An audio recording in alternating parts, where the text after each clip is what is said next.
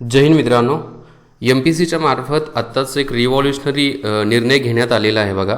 म्हणजे या निर्णयासाठी याच्या अगोदर एक समिती त्रिसदस्यीय समिती बसवण्यात आली होती आणि त्या समितीच्या मार्फत ज्या 2 सुधारणा करायच्या होत्या या 2 सुधारणा करण्यासंदर्भात आयोगाला काय केलं होतं तर शिफारसी केल्या होत्या आणि आयोगाच्या मार्फत त्या शिफारसी स्वीकारण्यात आलेल्या आहेत.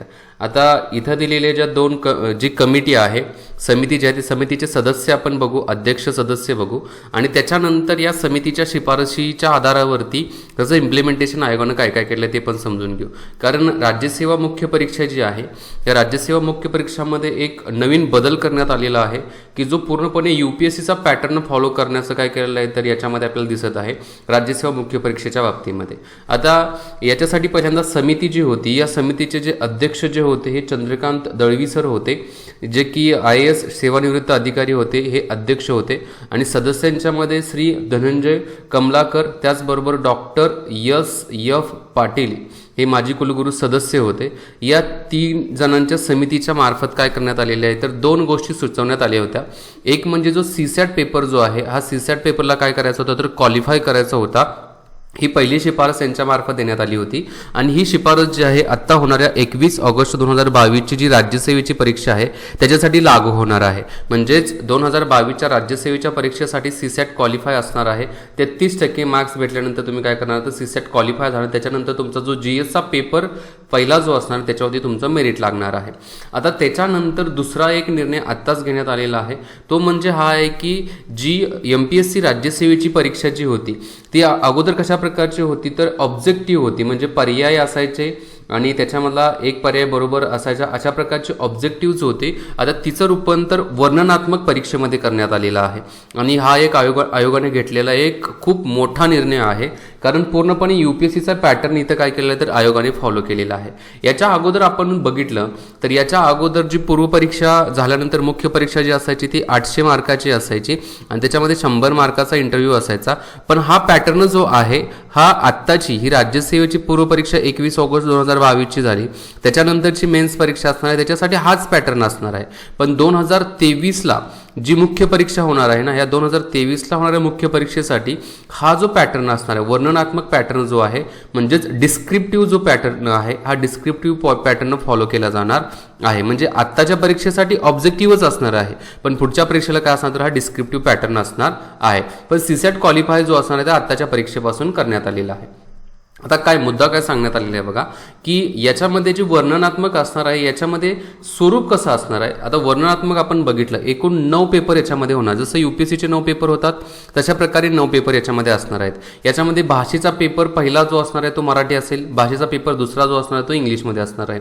आता हे जे पेपर असणार आहे ते 300 मार्काचे असणार आहेत, फक्त हे क्वालिफाय लेवलचे असणार आहेत. त्याच्यामध्ये तुम्ही 25% मार्क्स पाडले, 25% म्हणजे 300 पैकी तुम्ही इथं 75 मार्क्स पाडले आणि इथं 75 मार्क्स पाडल्यानंतर तुमचं हे भाषेचे पेपर काय झालं तर तुम्ही क्वालिफाय झालेला आहात. आणि त्याच्यानंतर मग काय केलं जातं तर तुमचे पुढचे पेपर जे असतात ते चेक करायला घेतले जातात. आता पुढचे जे 7 पेपर आहेत हे पूर्णपणे UPSCचाच पॅटर्न फॉलो केलेला आहे. याच्यामध्ये पेपर पहिला जो असतो तो निबंधाचा असतो. याच्यामध्ये तुम्ही मराठीमध्ये किंवा इंग्रजी माध्यमाचा वापर करून निबंध लिहू शकता. आता हा जो निबंधाचा आता प्रत्येकाचा कार्यकाळ हा 3 तासाचा आहे, पेपरचा कार्यकाळ 3 तासाचा आहे आणि गुण किती आहेत तर प्रत्येकाला 250 गुण आहेत. आता निबंध जो असणार तो 250 गुणांचा असणार आहे, त्याच्यामध्ये 1 ते 2 निबंध देतील. त्याच्यानंतर सामान्य अध्ययन पहिला की याला आपण काय म्हणतो तो GS फर्स्ट म्हणतो. हा GS फर्स्ट जो असणार आहे की ज्याच्यामध्ये हिस्ट्री येतो, जॉग्राफी येतो, काही ॲग्रिकल्चरचा भाग येतो तर तो 250 मार्काचा असणार आहे. त्याच्यानंतर सामान्य अध्ययन दुसरा जो असणार आहे तो 250 मार्काचा असणार आहे. याच्यामध्ये पॉलिटिकल सायन्स असेल, म्हणजे राज्यशास्त्र असेल, पंचायत राज असेल, त्याचबरोबर इंटरनॅशनल रिलेशन असेल. तर हे जे मुद्दे UPSCला येतात ना बऱ्यापैकी त्याच मुद्द्यांना इथं घेतलं जाऊ शकतं. अजून याचा अभ्यासक्रम जो आहे हा अभ्यासक्रम आयोगाच्या मार्फत दिलेला नाहीये. जो सिलेबस जो आहे तो UPSCचा जसा आहे तशा पद्धतीचाच असू शकतो, पण ते आपल्याला येणाऱ्या कार्यकाळामध्ये कळेल की ॲक्च्युली सिलेबस काय असणार आहे. नंतर सामान्य अध्ययन पेपर तिसरा जो आहे तो 250 मार्काचा असणार आहे. सामान्य अध्ययन पेपर चौथा जो असणार तो पण 250 मार्काचा असणार आहे.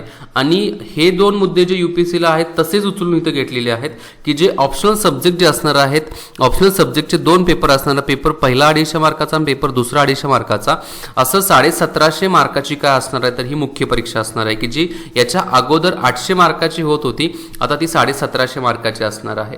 आता ही जी 1750 मार्काची असणारी ही मुख्य परीक्षा जी आहे, याच्यानंतर जो इंटरव्ह्यू जो होता, याच्या अगोदर इंटरव्ह्यू जो असायचा तो 100 मार्काचा असायचा, पण आत्ताचा जो इंटरव्ह्यू असणार आहे इथून पुढचा तो इंटरव्ह्यू कितीचा असणार आहे तर 275 मार्काचा इंटरव्ह्यू असणार आहे. आणि जे मेरिट लागणार आहे मुख्य परीक्षेचं ते 2025 मार्कामध्ये किती मार्क्स पडत आहेत त्या आधारावरती तुमचं काय असणार तर मेरिट ठरणार आहे. पुन्हा एकदा ही 2023 पासूनची काय असणार आहे तर ही अशा प्रकारची प्रोसेस असणार आहे.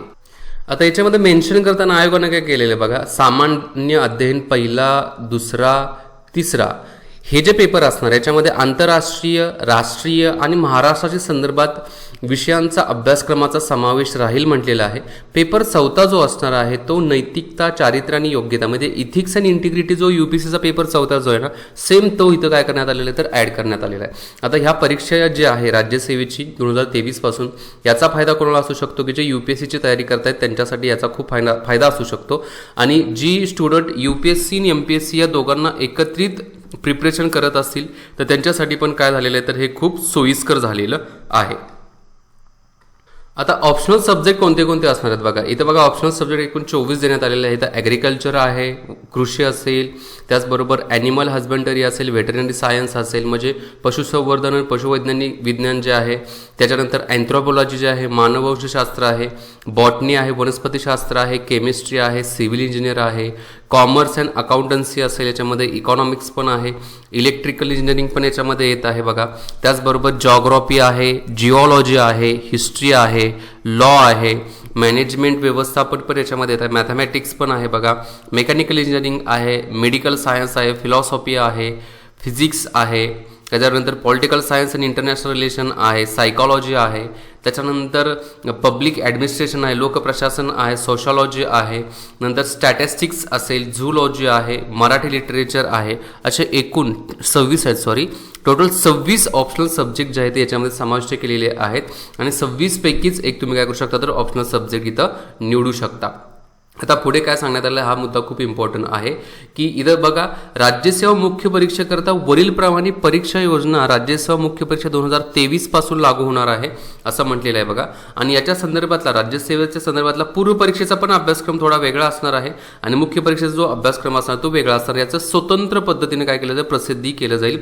हे जे स्वतंत्र पद्धतीने तुमच्यापर्यंत पोहोचवलं जाईल अशा प्रकारे आयोगाच्या मार्फत सांगण्यात आलेलं आहे. म्हणजे अशा प्रकारचा पॅटर्न जो असणार 2023 पासून असणार आहे. सो अभ्यास करत असताना आता इथून पुढे थोडं अभ्यासाची स्ट्रॅटर्जी जी आहे ती थोडी चेंज करावी लागेल की जी 2023 साठी काय करत आहे तर राज्यसेवेची तयारी करत असतील. कारण तुम्हाला लिखाणावरती जास्त जोर द्यावा लागणार आहे. जास्तीत जास्त लिहिण्यामुळे एक ॲक्युरसी वाढेल, त्याचबरोबर लिहिण्याची एक क्षमता वाढू शकते. आणि दुसरी गोष्ट आपल्याला आता इथून पुढचे पेपर्स 9 विषय लिहायचे आहेत या दृष्टिकोनातून अभ्यासाला काय करायचे तयारी करायची आहे. बाकी एज्युकेट टू इंडिया ग्रुपचा मोबाईल ॲप्लिकेशन आहे त्याची लिंक खाली दिलेली आहे. आता तर तुम्हाला NCERT जो कोर्स आहे तो खूप महत्त्वाचा आहे आणि NCERT कोर्स जो आहे हा आपल्या ॲप्लिकेशनमध्ये अवेलेबल आहे. ॲप्लिकेशनची लिंक खाली आहे डिस्क्रिप्शन बॉक्समध्ये. टेलिग्राम चॅनलची पण लिंक खाली आहे. टेलिग्राम चॅनल ॲप्लिकेशन जॉईन नक्की करा. मी तर थांबतो. जय हिंद मित्रांनो.